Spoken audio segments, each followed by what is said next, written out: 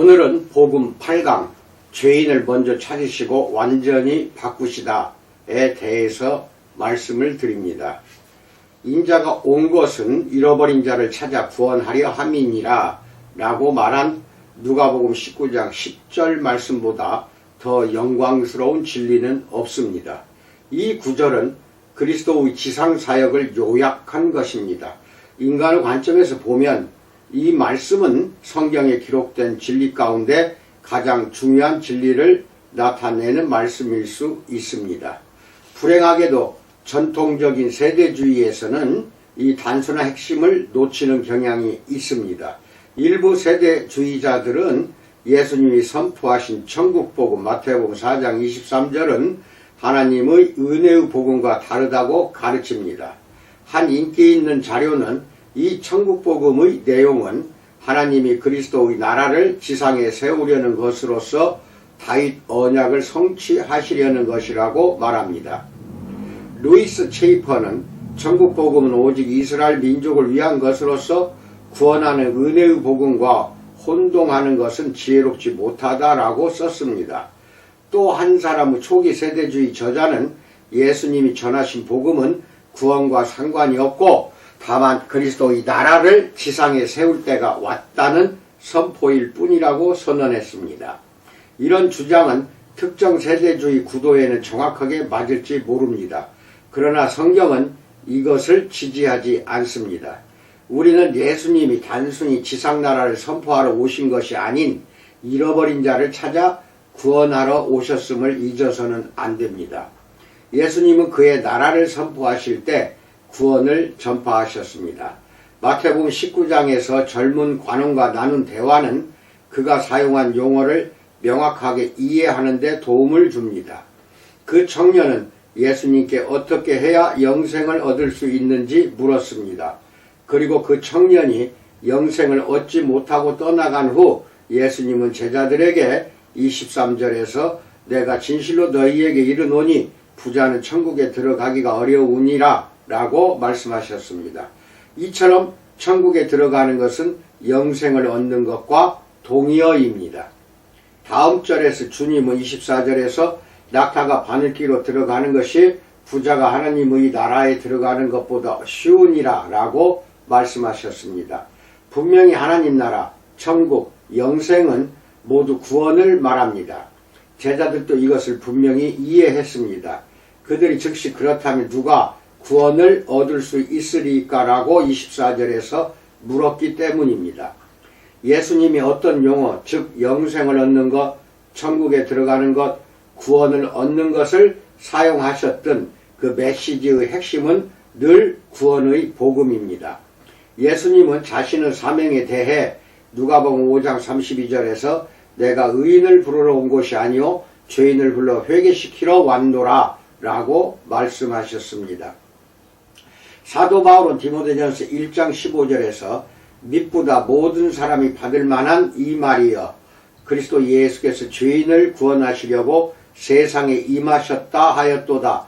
죄인 중에 내가 괴순이라 라고 말했습니다. 첫 번째, 그리스도의 임무에 대해서 말합니다. 하나님의 본성은 죄인을 찾아 구원하시는 것입니다. 인간 역사의 첫 페이지부터 하나님은 에덴 동산에서 타락한 부부를 찾으셨습니다. 에스겔 34장 16절에서 하나님은 그 잃어버린 자를 내가 찾으며 쫓기는 자를 내가 돌아오게 하며 상한 자를 내가 싸매주며 병든 자를 내가 강하게 하려니와 라고 말씀하셨습니다. 이 전능자께서는 구약 전체에서 구주로 묘사가 됩니다. 시편 106편 2절, 이사야서 43장 11절, 호세아서 13장 4절 꼭 읽으세요. 그러므로 그리스도께서 인간의 육체를 입은 하나님으로 인간 세계에 들어오셨을 때 그분이 무엇보다도 구주로 알려지신 것은 당연합니다. 예수라는 이름도 하나님이 구주의 이름으로 선택하신 것입니다. 요셉의 꿈에 나타난 천사는 마태복음 1장 21절에서 아들을 낳으리니 이름을 예수라 하라. 이는 그가 자기 백성을 그들의 죄에서 구원할 자이심이라 라고 말했습니다. 구속에 대한 모든 가르침의 핵심은 예수님이 죄인을 찾아 구원할 임무를 가지고 이 세상에 오셨다는 것입니다. 이 진리가 복음을 기쁜 소식이 되게 하는 것입니다. 그러나 자신을 죄인으로 아는 사람에게만 기쁜 소식입니다. 예수님의 분명한 가르침은 자기 죄를 인정하고 회개하지 않는 자들은 구원 얻는 은혜에 이르지 못한다는 것입니다. 모든 사람이 죄인입니다. 그러나 모든 사람이 자신의 부패를 인정하지는 않습니다. 만일 자기 죄를 인정한다면 예수님은 그들의 친구가 되실 것입니다. 마태복음 11장 19절 읽으세요. 그러지 않는다면 그들은 예수님을 오직 심판자로만 알게 될 것입니다. 마태복음 7장 22절 읽으세요. 누가복음 18장 10절로 13절에 있는 예수님의 비유도 이 진리를 강조합니다. 그는 9절에서 자기를 의롭다고 믿고 다른 사람을 멸시하는 자들에게 하신 말씀입니다. 두 사람이 기도하러 성전에 올라가니 하나는 바리새인이요 하나는 세리라.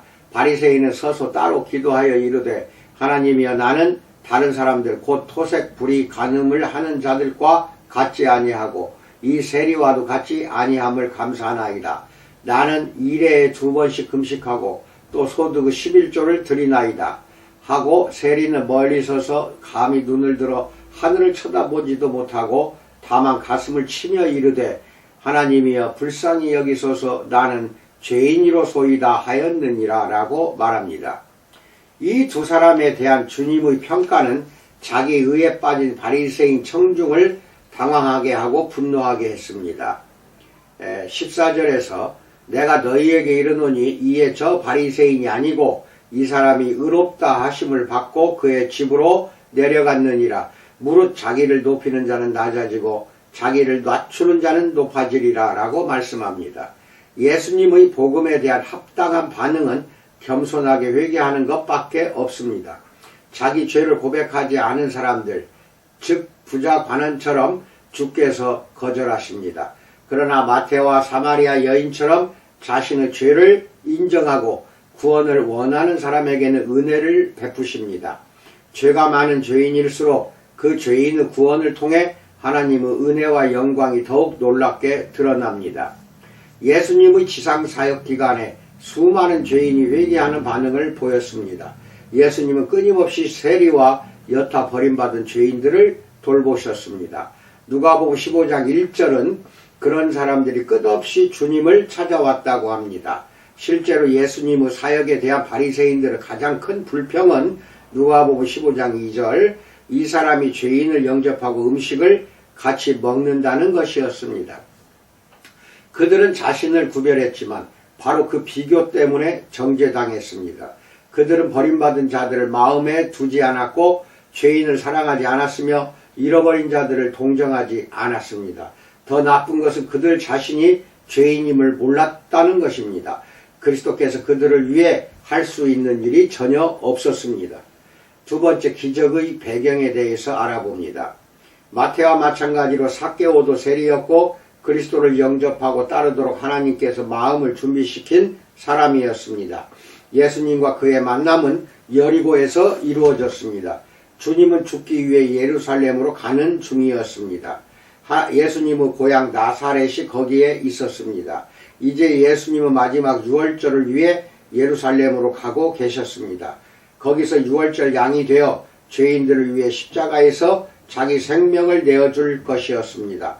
그런데 주님은 자신이 죽는 정확한 이유를 보여주시겠다는 듯이 여리고에서 멈추어서 불쌍한 세리를 만났습니다.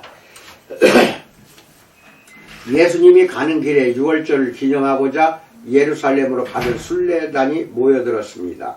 예수님의 명성이 팔레스타인 전역에 퍼져 있었습니다.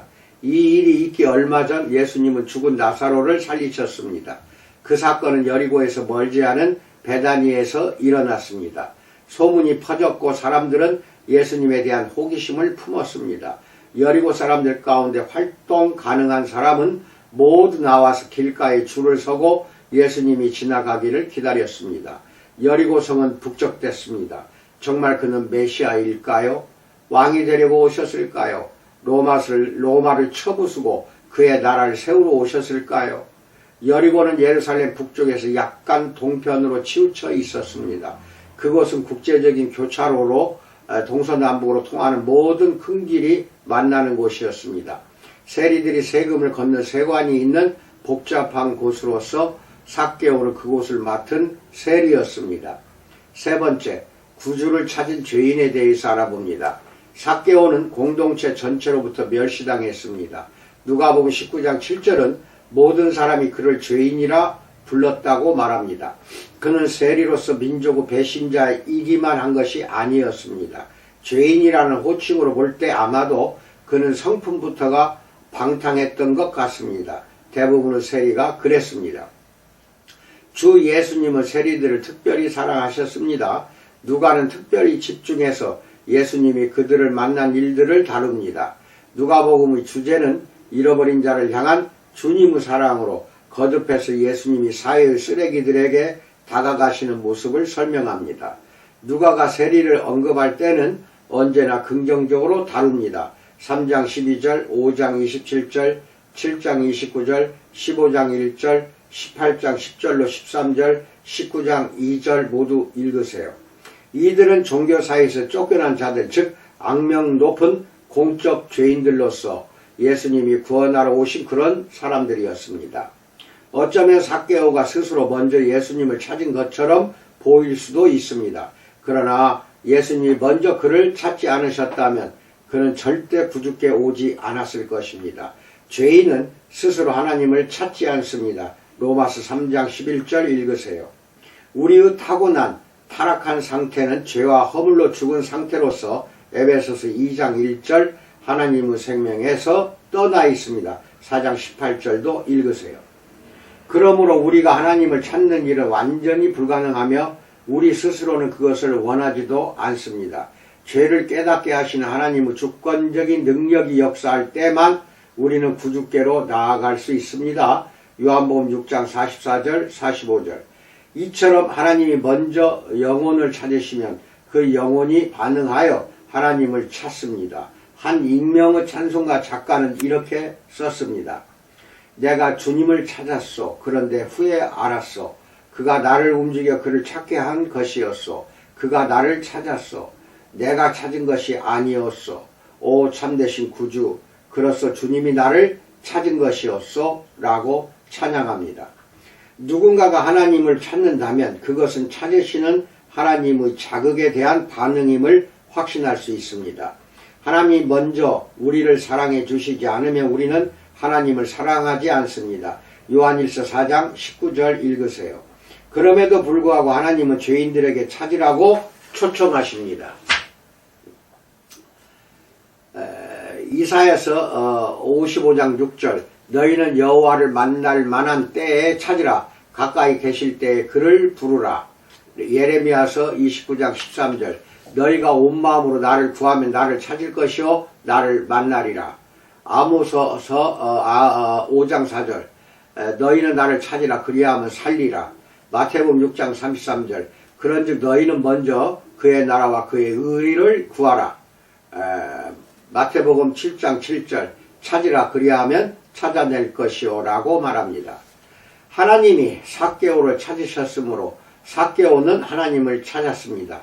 그는 예수님에 대해 들었지만 분명 본 적이 없었습니다. 누가복음 19장 3절은 그가 예수께서 어떠한 사람인가 하여 보고자 했다고 말합니다. 여기에 사용된 동사의 시제를 보면 그가 예수님을 보려고 계속 노력했음을 시사합니다. 왜 그랬을까요? 호기심 때문일까요? 그럴 수도 있습니다. 양심 문제 때문일까요? 그럴 것입니다.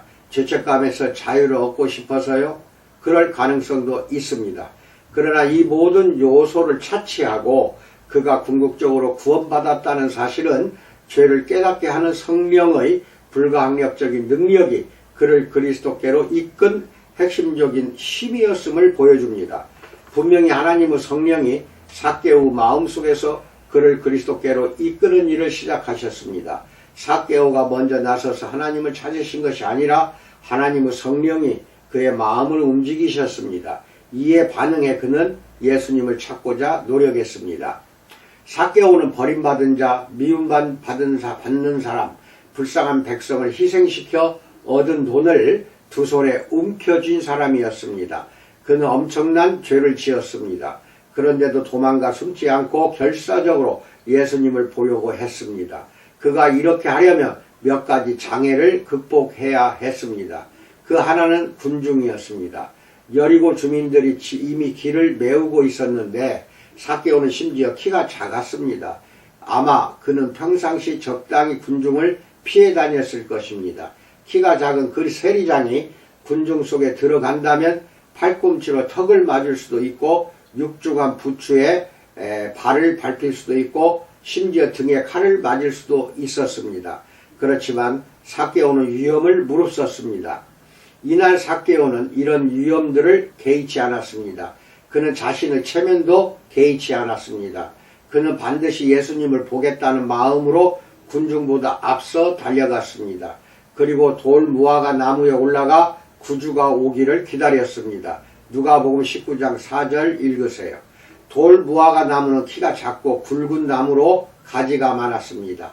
키가 작은 한 사람이 재빨리 올라가 가지를 타고 나아가 길 위쪽에 매달렸습니다. 그것이 삭개오가 한 일이었습니다. 그 나무는 삭개오에게 행렬을 바라보기에 가장 좋은 자리를 제공했습니다. 물론 어른이 있을 만한 점잖은 자리는 아니었습니다. 그러나 이 시점에 그것은 중요하지 않았습니다. 삭개오는 오로지 예수님을 보기 원했습니다. 네 번째, 죄인을 찾으시는 구주에 대해서 알아봅니다. 그 다음에 삭개오를 충격에 빠뜨릴 일이 일어났습니다. 예수님은 그를 이제까지 만난 적이 없었지만 수많은 사람 가운데 멈춰서서 그 나무를 올려다보며 말씀하셨습니다. 누가복음 19장 5절 삭개오야 속히 내려오라 내가 오늘 네 집에 유하여야 하겠다 라고 말합니다. 이 본문은 직접적인 전도 접근법으로 알려지는데 이처럼 예수님의 접근법에는 애매한 것이 없습니다. 주님은 그에게 하나님이 정하신 약속이 있으셨습니다. 삭개오야 속히 내려와라 오라 내가 오늘 네 집에 유하여야 하겠다는 말씀은 요청이 아닌 명령이었습니다. 주님은 하시지 않았습니다. 다만 내가 간다 내가 가야 한다 라고 말씀하셨습니다. 삭개오의 마음은 하나님의 시간표에 따라 준비되어 있었던 것입니다. 삭개오는 예수님을 보기 원했습니다. 그러나 예수님이 그를 보기 원하시는지는 알지 못했습니다. 예수님의 말씀에 그는 급히 내려와 6절 영접했습니다. 우리는 그런 죄인에게 완전하고 죄 없으신 하나님의 아들이 삭개오야 속히 내려오라 내가 오늘 네 집에 유하여야 하겠다 라고 말씀하시면 그가 괴로워할 것이라 생각하기 쉽습니다. 그러나 그는 기뻐했습니다. 그의 마음은 준비되어 있었던 것입니다. 군중이 예상대로 반응했습니다. 종교 지도자들과 보통 사람들은 모두 삭개오를 멸시했습니다. 7절에서 뭇사람이 보고 수근거려 이르되 저가 죄인의 집에 유하러 들어갔도다라고 말합니다. 이미 살펴보았듯 그들은 버림받은 자의 집에 들어가는 일은 자신을 부정하게 한다고 믿었습니다. 삭개오와 같은 사람과 함께 식사하는 일은 무가치하다고 여겼습니다. 그의 영적 행복에 대해서는 생각하지도 않았습니다. 자기 의로 가득한 그들의 눈에는 오직 그의 죄만 보였습니다. 그들의 눈먼 교만으로는 예수님이 죄인들을 찾아 구원하러 오셨다는 사실을 이해할 수도 볼 수도 없었습니다. 그래서 그들은 예수님을 정죄했습니다. 그럼으로써 그들 자신을 정죄했습니다. 우리는 삭개오의 집에서 어떤 일이 있었는지 알 수 없습니다. 성경은 삭개오가 저녁을 어떻게 대접했는지, 예수님이 얼마 동안 머무셨는지, 무슨 이야기를 나누셨는지 말하지 않습니다. 또한 삭개오가 구원에 이르도록 예수님이 어떤 말씀을 하셨는지도 알 수 없습니다. 예수님이 복음을 전하신 다른 기사들에서 볼 수 있듯 방법은 복음 전도의 핵심이 아닙니다. 회심은 하나님이 주시는 기적으로서 회심을 일으키거나 이것을 설명할 공식은 없습니다. 구원을 보장하는 4단계 혹은 5단계의 구원 계획이나 정해진 기도문 같은 것도 없습니다.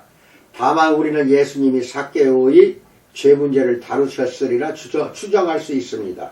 물론 삭개오는 벌써 자기가 얼마나 큰 죄인인지 알았습니다.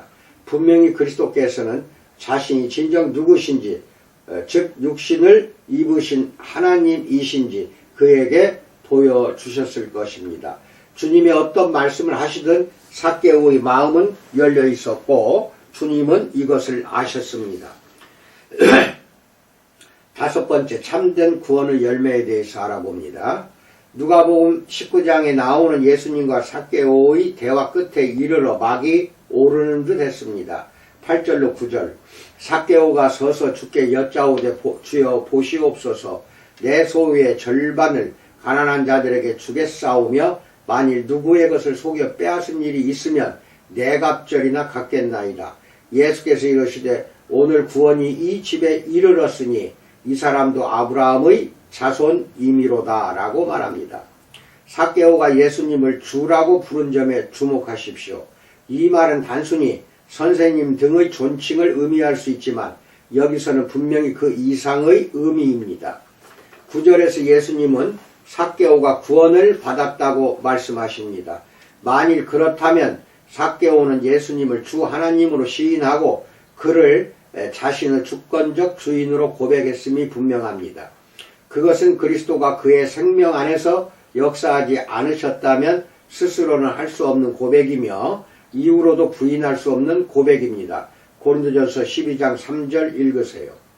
이 사람은 근본적으로 변화되었습니다. 자기 소유의 절반을 가난한 자에게 나누어 주기로 한 일은 완벽한 반전입니다.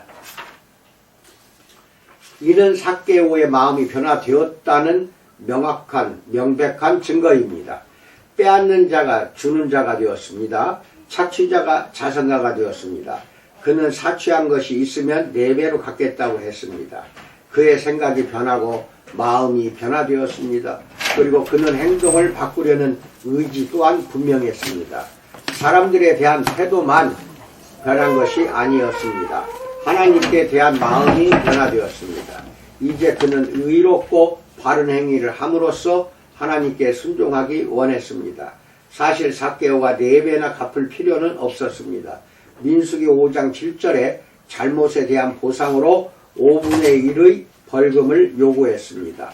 삭개오가 보인 너그러움은 그의 영혼이 변화되었음을 나타냅니다. 이것은 새로 구속받은 사람에게 나타나는 전형적인 반응이요 구속의 복된 열매입니다.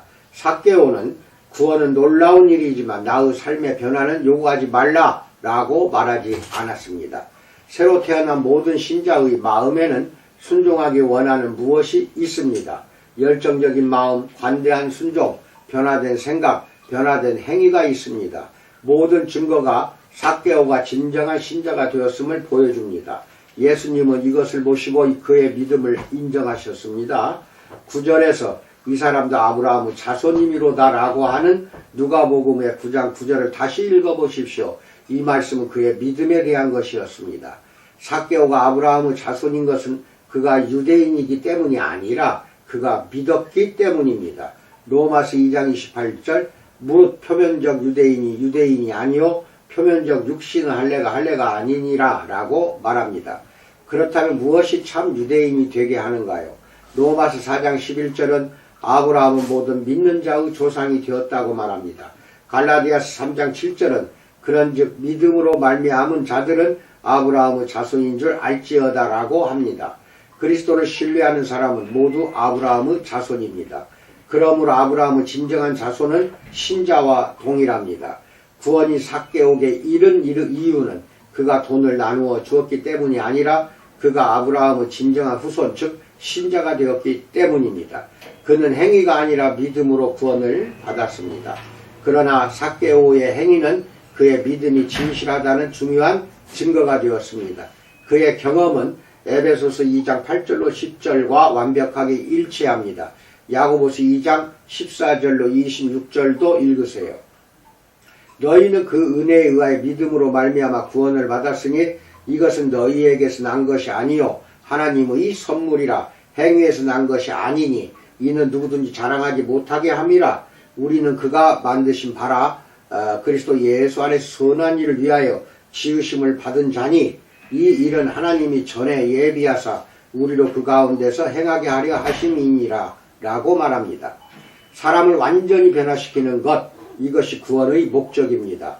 진정으로 구원을 얻는 믿음은 행위를 변화시키고 생각을 변혁시키며 새 마음을 가지게 합니다. 고린도후서 5장 17절은 그런즉 누구든지 그리스도 안에 있으면 새로운 피조물이라 이전 것은 지나갔으니 보라 새 것이 되었도다 라고 말합니다. 그리스도께 대한 삭개오의 반응은 이 말씀이 진리임을 확인해 줍니다. 거듭났다고 하면서 그리스도가 표방하는 것과 다르게 사는 현대인들을 그는 이해하기 힘들 것입니다.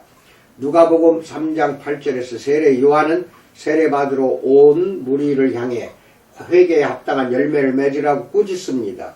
이상한 일입니다. 하나님의 선지자가 그의 사역에 긍정적으로 반응하는 사람들을 책망하면서 독사의 자식들이라고 부릅니다. 사실상 그들을 돌려보내려는 것이었습니다. 우리는 세례 요한의 본을 따라야 합니다. 현대의 기독교는 종종 열매를 맺지 못하는 천박한 회개를 수용하고 있는 것입니다. 삭개오의 회심은 그런 피상적인 반응을 논박합니다. 그의 즉각적이고 극적인 변화는 참된 신앙에서 기대되는 결과입니다. 누가복음 19장 10절 잃어버린 자를 찾아 구원하는 것이라고 말합니다. 바로 이 목적을 위해서 그리스도께서 오셨습니다. 삭개오의 회심에서 보는 것처럼 하나님의 구원 역사에는 그 사람의 변화가 필연적으로 따릅니다. 영혼이 구원받을 때 그리스도께서 새 마음을 주십니다. 에스겔서 36장 26절 읽으세요. 그 변화된 마음에 나타나는 것이 새로운 소원, 즉 하나님을 기쁘시게 하려는 소원, 순종하려는 소원, 하나님의 의의를 반영하려는 소원입니다. 삭개오의 경우처럼 순종을 소원하는 믿음의 증거가 나타난다면 곧 그가 참된 아브라함의 자손이라는 표시입니다. 이상입니다. 참으로 영상을 보는 거 힘든 줄 압니다만은 이것이 여러분을 살찌게 하고 키워주는 열매를 맺는 것이오니 꼭 들어보시고 이해가 안 되면은 2번, 3번 들으세요. 그럼 반드시 이해가 될 것입니다.